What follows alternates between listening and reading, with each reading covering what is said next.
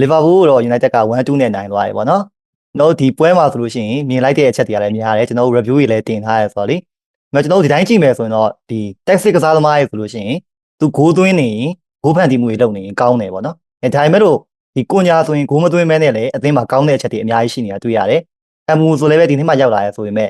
အရေးပါတဲ့ဂိုးတွေကိုသွင်းပေးနေရပေါ့နော်ဆိုတော့ဟိုဒီနှစ်ယောက်ကိုကြည့်ရတာလဲ United Tactics မှာအရင်အားရစရာတွေရှိရဲဆိုတော့ဒီနေ့စီကူးနဲ့ကိုညာတို့ဘူမိုတို့ကတိုက်စစ်မှာဘယ်လိုတွေအကျိုးပြုနေလဲပွဲပေါ်ဘယ်လိုတွေလွှမ်းမိုးနေလဲဆိုတာလေးပြောတော့မှာပေါ့နော်စီကူလီဗာပူးနဲ့ပွဲကြည့်လိုက်ရရမလားဟုတ်ကြည့်လိုက်ရတယ်အဲ့နေ့က live တောင်မှအရင်အကြာကြီးမကြည့်လိုက်နောက်မှကျွန်တော်တပွဲလုံးတခြားလေးပြန်ကြည့်လိုက်တယ်ပေါ့ခုနကကျွန်တော်ပြောသလိုပဲဗျာသိရမလားဒီအမ်ဘူးမွန်နဲ့ကိုညာဆိုလို့ရှိရင်သူကနံပါတ်10ဆိုပြီးတော့2ယောက်ဝယ်လိုက်တာဗျာဒါပေမဲ့တယောက်နဲ့တယောက်ကစားပုံကြီးကတိတ်တူတာမျိုးမဟုတ်ဘူးပေါ့နော်ဘူမိုကကျတော့ဂိုးသွင်းမယ် finishing လုပ်မယ်ဆိုတဲ့ဘက်ကိုအားတာတယ်ကိုညာကျတော့မထင်မှတ်ဘဲနဲ့သူကအဲ့လိုနောက်ွယ်ရနေပြီးတော့အရေးပါတဲ့ပြေးထွက်မှုတွေအဲ့လိုနဲ့အသင်းကိုပံ့ပိုးပေးနေတာပေါ့နော်ဆိုတော့ဒီနှစ်ယောက်ရောက်တာနဲ့ပတ်သက်ပြီးတော့ဒီ Chesco ရောပေါ့နော်ဒီ3ယောက်ဝယ်လိုက်တာနဲ့ပတ်သက်ပြီးတော့ United Tactics ကြီးကဘယ်လို upgrade ဖြစ်သွားလဲပေါ့စီဘူးတင်လဲလောက်ပါupgrade ကတော်တော်လေးဖြစ်သွားတယ်เนาะအရင်ကျွန်တော်ခံစားမိတာကတော့အရင်ရာသီထက်ဘာမှမဆိုင်ဘူးပေါ့ဒီဥမာဒီကျွန်တော်ပြောနေကြဒီ short တွေဒီ HG အပိုင်းတွေပေါ့အဲ့မှာတော်တော်လေးကွဲထွက်သွားပါပေါ့နော်အရင်ကဆိုရင်ကျွန်တော်အဲ့နံပါတ်10 row 2 row ပေါ့ IAM နဲ့ LAM ပေါ့အဲ့ row 2 row မှာကျွန်တော်ခန္ဓာချိုးထဲဆော်ရယ်ဆက်စီကိုထဲဆော်ရယ်တခြား Bruno လည်းနည်းနည်းဆော်ရယ်ပေါ့နော်မောင်းလို့လည်းဆော်ရယ်ပေါ့ဒီနှစ်ယောက်လောက်အရင် effective မဖြစ်ဘူးပေါ့ဒီgoal threat တွေလည်းတိတ်မမြင်ရဘူးဒီနေ့ကခေါ်ပြီးနောက်ပိုင်းမှာအဲ့တော်တော်လေးပြောင်းလဲသွားတယ်လို့ခံစားရတယ်เนาะဒီအဲ့လိုကစားတဲ့ play style တွေတိတ်တော့မတူကြပေမဲ့ဒီဘယ်လိုပြောရမလဲအတင်းပေါ် passion ရှိတာတွေအဲ့လိုအချားဖြစ်တာတွေကဒီ Bruno တို့လိုပုံစံမျိုးနဲ့သွားဆင်နေပေါ့နော်အဲ့တော့သူတို့ချောင်းပြောရရင်တော့သူတို့နှစ်ယောက်ဆော့တာပေါ့ဘယ်လိုပြောအားရရပေါ့ကျွန်တော်ရက်ွက်တွေကပြောရစကားဆိုရင်ဒီတွန်းတွန်းတိုက်တိုက်ရှိရပေါ့အဲ့လိုပိုင်းမျိုးလုံးဝအပြည့်ရအဲ့ကိုညာကျတော့အခုချိန်မှာ तू ကဂိုးလက်လိုနေတာနော်ခုနှစ်ပွဲမှာဗျာ तू ကဂိုးတွေဖန်တီးမှုတွေမရှိဘူးဆိုရင်ပဲ तू ကသိရမလားဒီ ball carry နေပွဲကိုထိန်းချုပ်တာရင်းနဲ့ तू ကအခုဆိုရင် physical လေးပါပိုကောင်းလာရပါတော့အဲ့ဒါတွေကပို့ပြီးတော့အရေးကြီးနေတာဆိုကိုညာကစားတဲ့ပုံပေါ်ဘယ်လိုမြင်လဲကိုညာကစားကိုညာကစားကလည်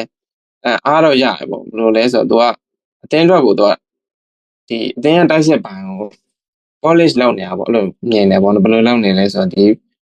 အတင်းမှာအစားတော့ ball carry ကတိတ်မရှိဘူးလေအရင်တူရောက်လာတော့ဆိုဒီဘောလုံးကိုတခြားလေးမပြတ်သွားဘူးပေါ့နော်အဲ့မျိုးလေးတွေ့ရတယ်ပြီးတော့ဒီ link up တွေပါကောင်းအောင်လုပ်နိုင်တယ်ပေါ့နော်ပြီးတော့ vision လည်းကောင်းတယ် vision ကောင်းတယ်ဥမာဒီသူအာမတ်ကိုပေးလိုက်တဲ့လုံးလေးဆိုရင်တော်တော်လေးတက်ရတယ်ပေါ့နော်အဲ့တော့ဘာပြောရလဲဆိုတော့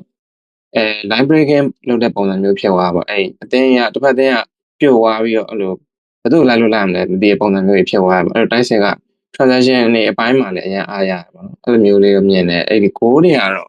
ဟုတ်တယ်ကျွန်တော်လည်းတိတ်တော့အားမရသေးဘူးဒီဟိုရှိကဒီဘယ်လိုပြောမလဲပွဲဘန်လီတို့ဘာနဲ့ပွဲမှာဆိုရင်လည်းသူကိုရတင်နေခဲ့တယ်ပေါ့နော်ဒါပေမဲ့လည်းကံမကောင်းဘူးပေါ့အဲ့ပွဲမှာဆိုရင်လေကိုညာအဲ့ပွဲပြီးကနေအချိန်တွေမှာဆိုလို့ရှိရင်သိရမလား तू ကဟိုဘယ်လိုပြောမလဲဆိုတော့သူ့အခိုက်တန့်နေရတော်တော်ပေါ်လွင်နေဗျာသိရမလားဘောင်းကန်မောတွေမှာ तू ကဘောလုံးကိုရယူသွားတာမျိုးတွေပြီးရင်အချိန်ဆွဲသွားတာမျိုးတွေသိရမလားကာတီကျုံလဲနေတယ်စေးဖွဲ့ဝင်လာတော့ဆိုပြီးလှုပ်သွားတာမျိုးတွေရှိရဲပေါ့နော်အဲ့ပိုင်းဆိုလေကိုညာပွဲပြီးကနေမှာဆိုတော်တော်အားကိုးရတယ်လို့ပြောလို့ရဘူးမူကြတော့စီကူဘုံမိုကြတော့ပို့ပြီးတော့ explosive ဖြစ်တာကိုမြင်ရတယ်ဗျာကျွန်တော်တို့အတင်မှာအဲ့လိုကစားမမျိုးမမြင်ရကြဘူးလိုလဲလိုချင်တယ်ပေါ့နော်အဓိကအဲ့ဂိုးဘက်ကိုတောက်လျှောက်ကိုကန်နေရမျိုးတော့နော်တစ်ပတ်အတင်းနောက်တန်းတွေကိုမှုရနေရမျိုးအဲ့လိုချင်းချောင်းနေအခိုက်တန်နေကျွန်တော်ကအရန်ငတ်နေရဗျာတော်တော်လေးကြာပြီဗျာနှစ်ပေါင်းများစွာကြာနေခဲ့ပြီဆိုတော့ဒီလိုကစားမရလာအရန်လုံးဝပဲကျင်းတတ်တယ်ပေါ့နော်ဒီသူကဒီ Bruno နဲ့တူတူပေါ့အသင်းရဲ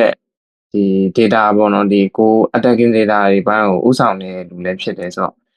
့အခုဆိုရင် foul လေးလည်းမှန်လာပြီးတော့ဒီရှေ့6ပွဲမှာလည်းသူစီ return တွေမျှော်ရနိုင်တယ်ပေါ့နော်ဥပမာဒီ Brighton နဲ့ပွဲမှာဆိုလည်းသူ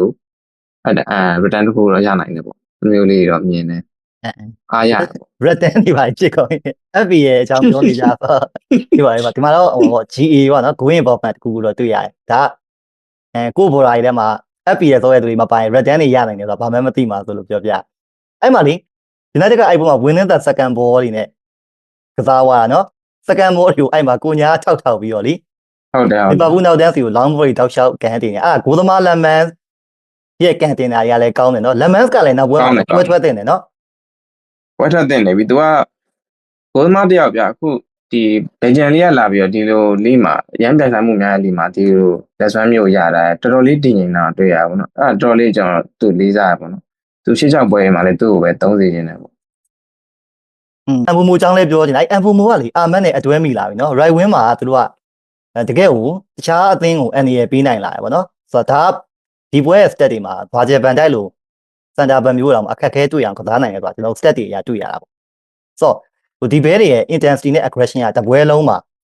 အဲ့လိုပြလောနဲ့ကစားနိုင်တာကိုတွေ့ရတယ်ဗောဆိုတော့ပွဲပြီးတော့ဒီ Ryan Gane တို့ Kevin De Bruyne တို့လည်းပြောတာဗောနော်ဒီကောင်တွေမှာ intensity aggression တွေရှိရဲ့အဲ့လိုဟာတွေဒါမရှိလို့ရှိရင်ဘယ် system သုံးမင်းတို့မနိုင်ဘူးဗော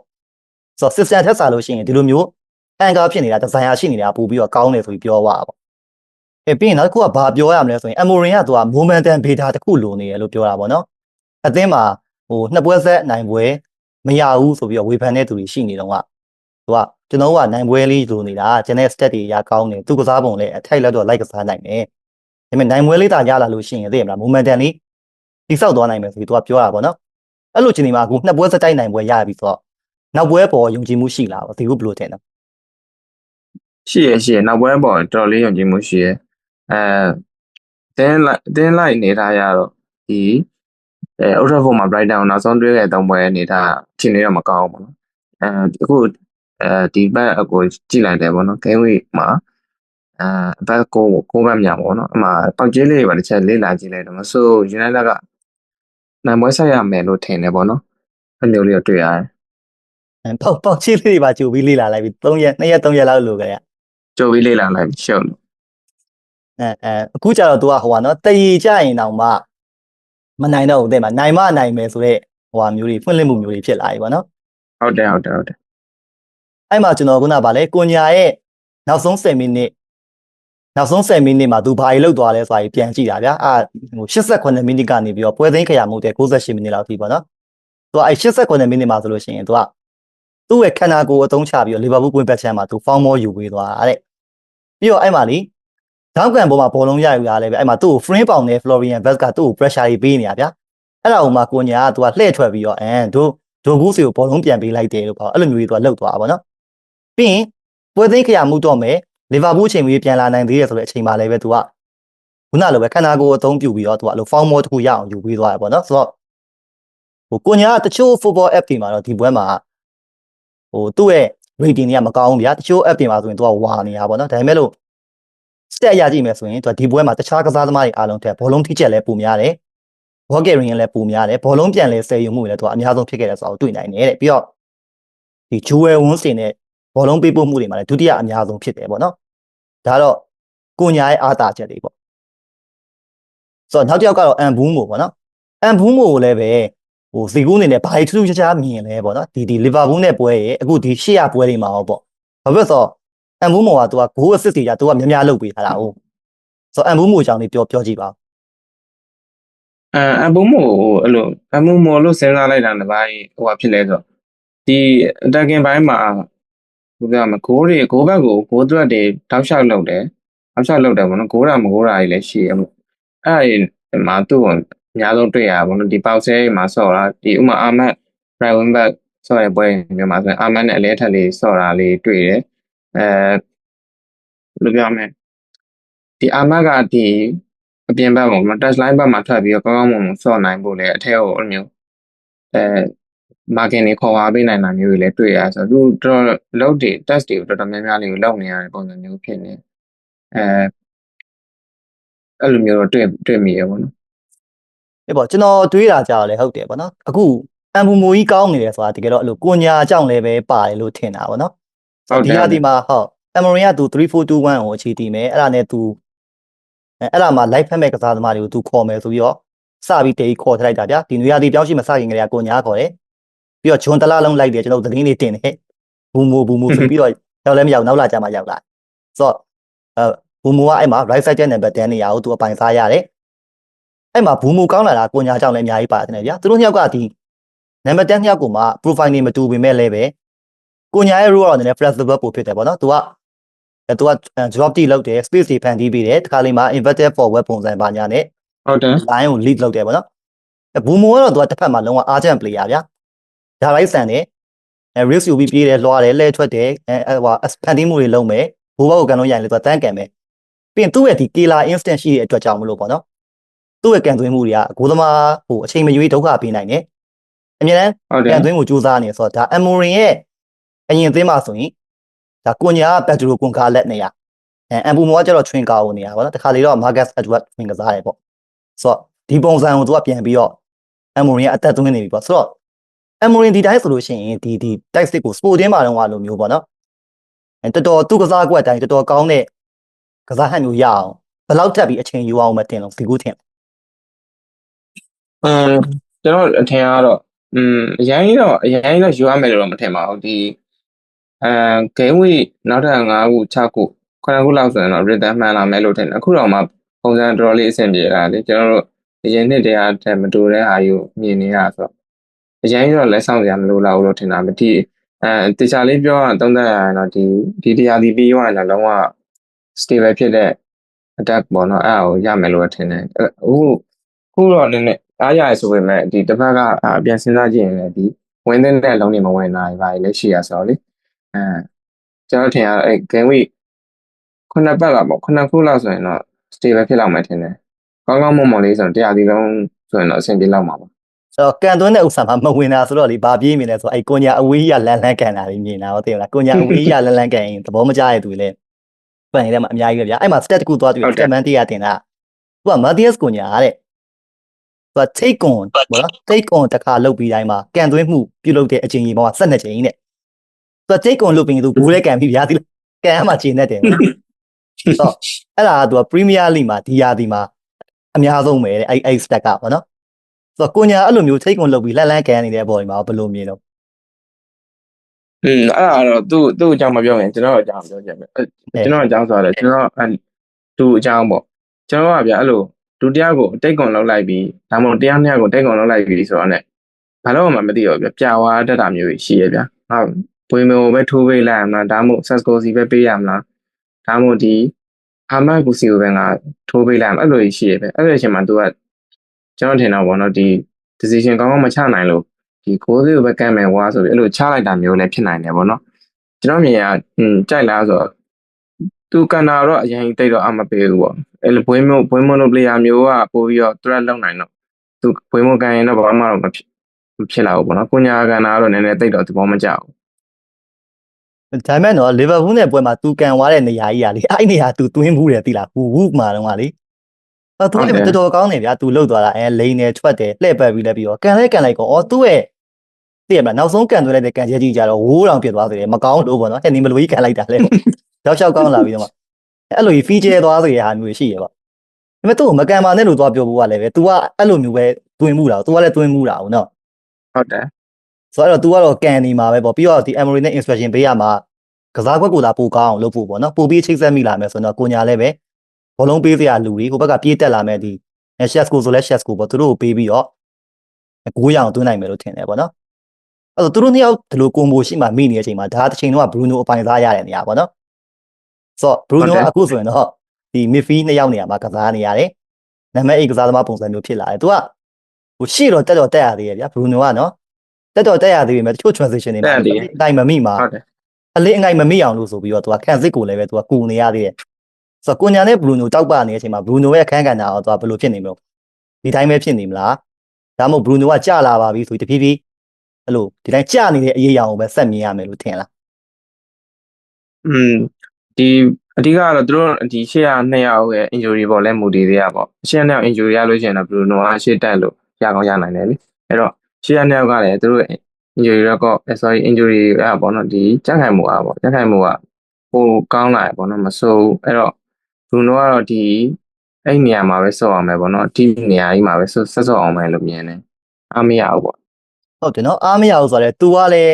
းသူ့အကောင်းဆုံးနေရာလည်းမဟုတ်တော့ तू ကလည်းတနာပါအဲ့လိုဖြစ်နေရတတိယကံပြီးဆော့နေဟုတ်တယ်ကိုညာကတကယ်တော့ Bruno နဲ့တူတဲ့နေရာတွေမှာတူရယ်နော်ဘယ်နေရာတူလဲဆိုတော့အဲ့လိုကစားကွက်ကိုတူပေးတာတွေအဲ့လိုတင်မလားအသင်းမော်တွေကောင်းအောင် तू လုပ်ပေးတာကစားကွက်ကဒီအခြေခံအုံမြင့်ချပေးတာတွေ ပြီးတော့နောက် တူ ပိုင်း တယ်တူတယ်တကယ်တူတယ် ဟုတ်တယ် physical ဘိုင်းလည်းပဲတူတယ်နော်အဲ့ဒါ ဟုတ်တယ် ဂါနာချိုတို့နဲ့နည်းနည်းကွာတယ်နော်အဲ့တော့ဂါနာချိုနဲ့ကိုညာဆိုရင်အဲ့လို upgrade ကဘာဖြစ်မဲ့တင် upgrade ကဘာဖြစ်မှန်းတင်လဲဆိုတော့ball rate ကောင်းတာကတော့နှစ်ယောက်လုံးတော့ကောင်းတယ်ပေါ့နော် upgrade ကောင်းတာဘာဖြစ်သွားမလဲဆိုတော့ကိုညာကကြာခုနပြောရသလိုပဲ ball carrier တော်တော်လေးကောင်းတယ်ဗျအဲ့ချိန်မှာကာနာချိုနဲ့ကကွာသွားပြီလေပြီးတော့ကိုညာက vision ရှိရပေါ့နော်သူကခုနပြောသလိုလမ်းကန်တာတွေပါလောက်တယ်ဆိုပေမဲ့အဲ့ဒါပေါ့နော်အဲ့ဒါလည်းမကောင်းတဲ့အချက်ပေါ့နော်ဒါပေမဲ့သူကကောင်းတဲ့အချက်တွေပုံများနေပါပုံများနေဆိုတော့သင်းမော်တွေအတွက်အဲ့ space တွေဖန်တီးပေးရဒီ off the ball run လောက်တာတွေအဲ့အကွက်မြင်ပေးတာတွေပါပေါ့နော်အဲ့ဒါကြီးကပိုကောင်းနေရဆိုတော့ခန္ဓာချိုးတဲ့အဲ့ဒါကြီးအဲ့ဘိုင်းတွေမှာအများကြီး upgrade ဖြစ်တာပေါ့ တယ်နော်အဲ့ဆိုရင်နောက်လာမဲ့ပွဲဆိုလို့ရှိရင် Brighton နဲ့ဖြစ်သွားပြီနော် Brighton နဲ့ဆိုလို့ရှိရင်လည်းဒီလူစင်းကိုဒီတိုင်းအကြမ်းမြင်နေပေါ့နော်အခုကပွဲကြိုသုံးသက်ချက်မဟုတ်တော့အဲ့ front 3ကိုပဲပြောလိုက်မယ်ပေါ့နော်ဘယ်သူတွေပါစေခြင်းလဲပေါ့စီကူးဘယ်လိုပါစေကျွန်တော်ကတော့အခုမီဆန်မောင်းနဲ့ဒါကြာကျွန်တော်လည်းမီဆန်မောင်းဗီဒီယိုတင်ပြီးတော့ view တွေရတာဆိုမီဆန်မောင်းသဘောကျနေပြီဗျာသိရမလားပြီးတော့ကိုညာကိုအထောင်ထားဆိုအဲ့ဒါကိုသဘောကျနေပြီပေါ့အန်ဘူမိုလည်းကစားဖို့ပေါ်လွင်နေဆိုတော့မီဆန်မောင်းကိုညာအန်ဘူမိုအဲ့အတွဲကိုပဲပြန်တွေ့ခြင်းတယ်ပေါ့စီကူအောင်မှာ Brighton ရဲ့ကစားကွက်ရဆိုရင် chess ကိုပြန်သုံးတင်တယ်ထင်လားဘယ်လိုသုံးတင်တယ်ထင်လဲကျွန်တော်အမြင်ကတော့ဒီခုနကcanvas ပဲ3ယောက်ပဲကြိုက်တယ်ကျွန်တော်လည်းသူအချိန်တစ်ခုရောက်လာမှာပေါ့ဥမာ60လောက်လဲမလား65လောက်မှလဲမလားပေါ့ chess ကိုဒီ mount နဲ့ဖြစ်ဖြစ်ပေါ့အဲ့လိုမျိုးလဲလိုက်တာပိုကြိုက်တယ်ဒီပထမပိုင်းမှာအဲ့ wall rate ကောင်းတယ် present ကောင်းတဲ့3ယောက်လုံးထည့်လိုက်တာပိုပြီးကြိုက်တယ် အခုဗာလဲ United Stand က Jacob ဘန်နဲ့ interview တွေလုပ်နေအတော့ကြည့်လိုက်တော့ United ကကွင်းလေကိုခေါ်ဖို့ list တွေရှိတယ်ဗောနော်ဗာ Stila တို့ဘာလီဘာတို့ပြီးတော့ဟွာတန်တို့ဗောနော်အဲ့တော့ဘယ်ကစားသမားရောက်လို့ရှိရင်ဒီကိုညာဘူမူတို့နဲ့ပို့ပြီးတော့သဟဇာတာဖြစ်မယ်လို့ထင်လဲဒါသတင်းကြည့်ရင်လည်း အဲ့ဒါကတော့ကျွန်တော်2ယောက်လောက်ကိုတော့ပြောချင်တယ်ပေါ့ဒီအဓိကဝါတန်တော့ရောက်စီနေတာပေါ့ဝါတန်ကဒီဘယ်တန်ကားရဲလို့နာမည်ကြီးတာဟုတ်အဲ့တော့အဲ့လိုဆိုလို့ရှိရင်ဒီဘောလုံးလမ်းကြောင်းတွေလည်းပိုပွင့်လာမယ်ထင်တယ်အဓိကအဲ့ကုညာရောပွင့်မောကဒီ ball control တွေပါကောင်းတော့လေသူတို့2ယောက်နဲ့တွဲပြီးတော့အဲ့လိုမျိုးနည်းနည်း transition တွေ counter play တွေပို့ပြီးလိုက်တယ်လေအတင်းနဲ့အဲ့တော့အဲ့ဝါတန်ရောက်လာတာလည်းမစိုးဘူးပေါ့နော် ဟွာတန်ကလေ Stella ဟွာတန်က Bruno လိုမျိုး risk fit တဲ့ pass တွေပေး Bruno ကပြောင်းသွားလို့ရှိရင်နောက်ကျဟွာတန်ကိုပြောင်းဆဲလို့ဘာလို့မြင်အောင်သေးတယ် ကျောင်းဆဲရမှာ အဲ့လိုဟွာတန်လည်းပေးမှာပဲလေသူကအဲ့လိုခုနက Stella ဆက်ပြောပါ Stella ကြတော့ဒီဘယ်လိုပြောဟွာတန်လောက်တော့ risk မယူဆိုတော့risk မယူဘူးပေါ့နော်ဒီ area jewel တွေကြတော့ Stella တိတ်မကောင်းဒါပေမဲ့ဟွာတန်တကယ်လို့ရောက်မရောက်ဖြစ်ခဲ့ရပါတော့ Stella ကိုတော့ရွေးပြမှတ်ထင်တယ်ဒါပေမဲ့ကျွန်တော်ကလေတခြားစဉ်းစားကြည့်ဒီရှေ့ကတိုက်စစ်ကကောင်းကောင်းမွန်လေးဆော်ရပါတော့ဥမာဒီ United က17ကိုသွင်းလာတယ်ပေးကိုကြောက်12ကိုဆိုတော့ဒါ defensive အရှင်မကောင်းဘူးဆိုတော့ပြနေလေတကယ်တော့ဒီလိုဖြစ်ရမှာပေါ့နော်ကိုက15ကို16ကိုလောက်သွင်းလာပြီးတော့ပေးကိုက10ကိုလောက်ပေးတာဆိုတော့ကိစ္စမရှိဘူးတကယ်အခုလက်ရှိဒီဆောင်တိုင်းအတင်းနေထားနေတကယ်ကျွန်တော်အဲ့လိုဖြစ်စေချင်တာဆိုတော့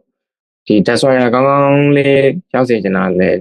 အဲ့လိုလဲတွေးမိရပေါ့နော်ခုန2ယောက်ဆိုရင်တော့အဲ့လိုပုံစံမျိုးတော့ရနိုင်မယ်လို့ကျွန်တော်မထင်ဘူးပေါ့နော်အဲ့လိုထောက်ပေးနိုင်မယ်တယောက်ကလည်းလိုသေးတာဆိုဟုတ်တယ်နော်ဘာလီဘာပဲပြန်ကြိုးစားမယ်ထင်ပါတယ်တင်မှာသူတို့မီဒီယာရလည်းဗျာသူတို့သိရမလားအင်တာဗျူးဆိုတော့ရှောက်ပြောနေတာကသတင်းမရှိပေမဲ့လို့သူတို့ထင်တာကြီးပြောနေရတယ်လည်းဖြစ်မှာပေါ့နော်ဟို United ဘက်ကတော့ကျွန်တော်ခိုင်ခိုင်လုံလုံကြားတာတော့ဘာလီဘာကိုပဲသူတို့ကြိုက်ခဲ့တာနောက်ရသည်လည်းဆက်လိုက်မှာဘာလီဘာလည်းဒီနေ့ရုံးကန်နေရတော့သိရမလားဈေးလေးပါလေးကြာမလားပေါ့ဘာလီဘာရှိရနော်ဘာလီဘာအိုးချွတ်ဖို့လာမယ်နော်ဒီတစ်ပတ်စနေဟုတ်တယ်တွေ့ပြီအမှအမိုရင်နဲ့ဘာပြောမလဲပေါ့အမိုရင်ကဘာသွားပြောမလဲဆိုတော့စိတ်ဝင်စားတယ်သူကအရင်တော့လည်းလက်လိုက်ပြောနေတာဆိုဟုတ်ဟေးကျွန်တော်ကဇလန်းလေးရှိရနော်ကိုညာကိုဆိုရင်သွားပြောတာလားသူ့ပေါ်လာကြတာပဲပြီးလည်းပြောတန်းရောက်လာတယ်အဲ့ကလေးကသဘောတူညီမှုရပြီးနေပြီနော်တကယ်ကလေအဲ့လိုရတော့မှာဗျာဟုတ်တယ်အဲ့ချိန်ကလေးကသတင်းတွေကထွက်နေပြီဆိုတော့ဘာလီဘာလေးကိုလည်းကြည့်မယ်ပေါ့နော်ဘာလီဘာလေးကအဝါကတ်တွေစားရဗျာအဝါကတ်တွေယူသွားတာအဲ့ဟိုဒီယူကာစနယ်ပွဲမှာတော့မထီဘူးပေါ့နော်အဲ့အော်တိုဘာလတုန်းကဆိုရင်ကျွန်တော်ချိတဲ့ပွဲတိုင်းအဝါကတ်ထီတာပရီးမီးယားလိမှာလည်းထိတယ်ကာရာဘောင်းမှာလည်းသူအဝါကတ်တွေထိတယ်ဗောနော်သူ risk ယူပြီးလိုက်ပြန်တာပြီးတော့ပွဲအကြာကြီးလည်းမကစားဘူးပထမပိုင်းလောက်နဲ့လူစားလက်ခံနေရအခုတော့ဖုန်ပြန်ကောင်းလာပြီထင်ပါတယ်ကိုရိုနဲ့တွင်တော့ပူကောင်းမယ်ထင်တယ် ဟုတ်တယ်ကိုရင်နဲ့တွေ့ရင်တော့ကံပြလိမ့်မယ် ကိုယ်နဲ့တွေ့ရင်တော့ကန်ပြလိုက်မယ်အဲ့ well back ကြီးကအစားလာတော့မှာဆိုโอเคပါအဲ့ဆိုဒီနေ့ပြောရရပါလဲဆိုတော့ဒီအဓိကတော့အမ်ဘူမိုနဲ့ကိုညာတို့ရောက်လာလို့ United States ဘာတွေပြောင်းလဲဆိုတဲ့အကြောင်းပေါ့နော်ဆိုတော့အမ်ဘူမိုကတော့ပွဲကိုပြောင်းလဲစေတဲ့အခိုက်အတန့်တွေကိုသူယူလာပေးနေပြီလက်တွေ့မှာလည်း impact တွေပြနေပြီကိုညာကတော့သူကအမ်ဘူမိုလိုမျိုးသွင်းကိုတွေ assist ကြီးကန်းချောက်နေသေးရဆိုရင်သူ့ရဲ့ physical ကြီး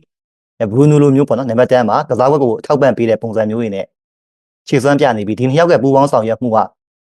သူကကွင်းထဲမှာဒီတိုင်းဓာတ်ရိုက်နေရာတစ်ခုထဲမှာမဟုတ်ဘဲနဲ့ကစားကွက်ကိုခြုံငုံကြီးမှပေါ်လွင်မဲ့အကျိုးသက်ရောက်မှုတွေအများကြီးရှိနေဆိုတာကိုဒါစီကူးနဲ့ပြောခဲ့တာပေါ့နော်ဆိုတော့ကြည့်ပေးတဲ့သူတွေအားလုံးကျေးဇူးတင်ပါတယ်ကျေးဇူးပါ